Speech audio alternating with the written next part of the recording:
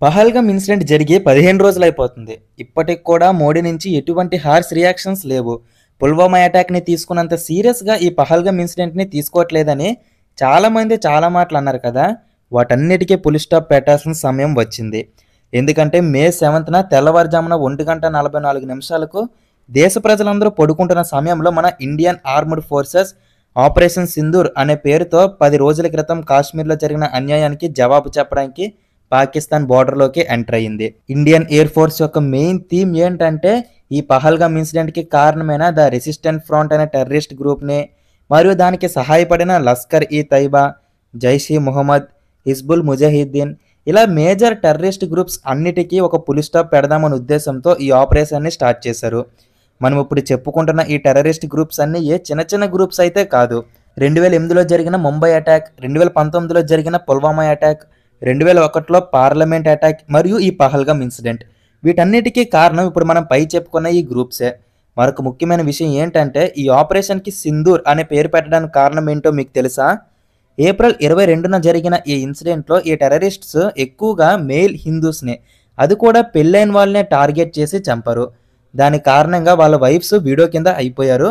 మన హిందూ సాంప్రదాయంలో వీడియోస్ నుదుటి మీద బొట్టు పెట్టుకోరు కదా, అలా వాళ్ళ యొక్క బొట్టును తొలగించారు. కాబట్టి ఈ ఆపరేషన్కి సింధూర్ అనే పేరు పెట్టి 0% టెర్రరిజంని తీసుకురావాలని prime minister Modi, defence minister, armed chief ఇలా కేవలం కొంతమందికే తెలిసేలా ఈ సడన్ ఆపరేషన్ని ప్లాన్ చేసి మే 7వ తారీఖున తెల్లవారుజామున మన ఆర్మ్డ్ ఫోర్సెస్ని పాకిస్తాన్లోకి మరియు పీఓకేలోకి పంపించారు. అయితే మనం ఈ వీడియోలో అసలు ఈ తీవ్రవాదులు ఎగ్జాక్ట్ ప్లేస్ మన ఆర్మ్డ్ ఫోర్సెస్ ఎలా కనుక్కుంటారు, మరియు ఈ మిషన్ ఇన్ని రోజులకి ఎందుకు డిలే అయ్యింది, ఈ ఇన్సిడెంట్ జరిగిన 15 రోజుల తర్వాత ఈ సడన్ స్ట్రైక్ ఎందుకు, మరియు దీని యొక్క ప్రెజెంట్ స్టేటస్ ఏంటి, ఈ ఆపరేషన్లో భాగంగా ఇప్పటి వరకు ఎంతమంది తీవ్రవాదుల్ని చంపారు, అండ్ ఇదే కానీ కొనసాగితే ఫ్యూచర్లో ఏం కాబోతుందో కూడా మనం ఈ వీడియోలో డీటెయిల్గా చూద్దాం. దానికంటే ముందు మేము చెబుతున్న ఇన్ఫర్మేషన్ కానీ మీకు అర్థమవుతున్నట్టయితే లైక్ రూపంలో తెలియజేయండి. ఇంకో టాపిక్లోకి వెళ్ళిపోతే ఇన్సిడెంట్ ఏప్రిల్ 22న జరిగితే మన ఫోర్సెస్ వాళ్ళ మీద అటాక్ చేయడానికి ఎందుకు ఇన్ని రోజులు తీసుకుంది? దానికి సమాధానమే డిప్లొమాటిక్ క్యాలిక్యులేషన్స్. ముందుగా ఏ రెండు కంట్రీస్ మధ్య ఒక డిస్ప్యూట్ వచ్చినా వాళ్ళు మొదట చేసే పని వాళ్ళ వైపు ఏ తప్పు లేకుండా ఎవిడెన్సెస్ని కలెక్ట్ చేసుకుంటారు. దీని కారణంగా యునైటెడ్ నేషన్స్ దగ్గర మరియు కొన్ని అగ్ర దేశాలు లైక్ యుఎస్, రష్యా, చైనా వంటి కొన్ని దేశాల దగ్గర సింపతి క్రియేట్ అయ్యి కొన్ని ఆంక్షలు మన మీద విధించకుండా ఉంటారు. సో ఇక్కడ ఇండియా కూడా ఇదే చేసింది. ఈ 15 రోజులు మన ఇండియా వీలైన దేశాలకి మనది ఏం తప్పు లేదు, వాళ్ళే మన దేశానికి వచ్చి టూరిస్టులని చంపారనే విధంగా ఎవిడెన్స్ని చూపించింది. ఇక్కడ మిగిలిన దేశాలు మనల్ని నమ్మడానికి మనకి దొరికిన బెస్ట్ ఎవిడెన్స్ ఏంటంటే ఇన్సిడెంట్ జరిగి 15 రోజులు అయినప్పటికీ అదే పాకిస్తాన్లో ఉన్న టెర్రరిస్టులని ఏ మాత్రం కూడా వెతకడానికి పాకిస్తాన్ గవర్నమెంట్ ట్రై చేయలేదు. దీని కారణంగా యునైటెడ్ నేషన్స్కి మరియు చాలా దేశాలకి క్లియర్గా పాకిస్తాన్ టెర్రరిజంని ఎంకరేజ్ చేస్తుంది అని అర్థమైంది. మన ఇండియా మీద ఒక సాఫ్ట్ కార్నర్ ఏర్పడింది. ఇక్కడ మీకు ఒకటి అనిపించవచ్చు, డిస్ప్యూట్ మనకి పాకిస్తాన్కి వస్తే మధ్యలో మనం మిగిలిన దేశాల దగ్గర ఎందుకు సింపతి క్రియేట్ చేసుకోవాలి అని.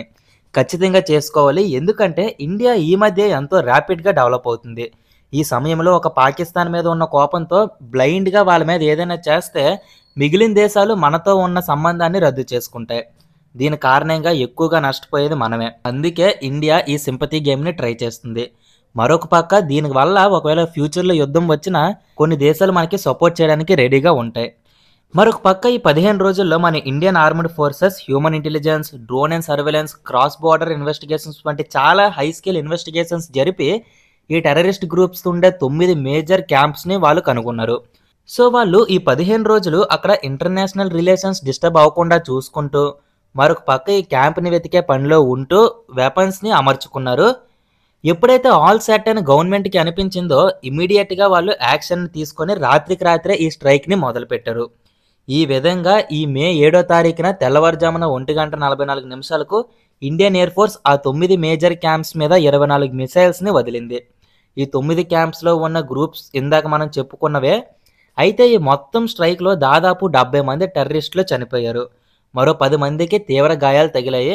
అయితే ఇక్కడ ఈ స్ట్రైక్కి జవాబుగా పాకిస్తాన్ ఏం చెబుతుందంటే కేవలం ఇక్కడ టెర్రరిస్టులే కాదు, ఇండియా చేసిన ఈ స్ట్రైక్ వల్ల 26 మంది అమాయక పాకిస్తాన్ ప్రజలు కూడా చనిపోయారు, మరియు ఇండియన్ ఎయిర్ ఫోర్స్ యొక్క 5 జెట్స్ని పాకిస్తాన్ ఆర్మీ షట్ డౌన్ చేసింది అని చెప్తున్నారు.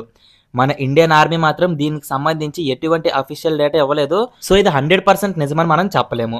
సో మే 7వ తారీఖున అంటే ఈ రోజు ఇదంతా జరిగింది. మరి ఈ మొత్తం ఇన్సిడెంట్ మీద మీ అభిప్రాయం ఏంటో ఖచ్చితంగా కామెంట్ చేయండి. మరి ఇన్ఫర్మేషన్ గాని మీకు నచ్చినట్టయితే లైక్ రూపంలో తెలియజేసి మన ఛానల్‌ని సబ్స్క్రైబ్ చేసుకోవడం మర్చిపోకండి. మరొక వీడియోతో కలుసుకుందాం. బాయ్. జై హింద్.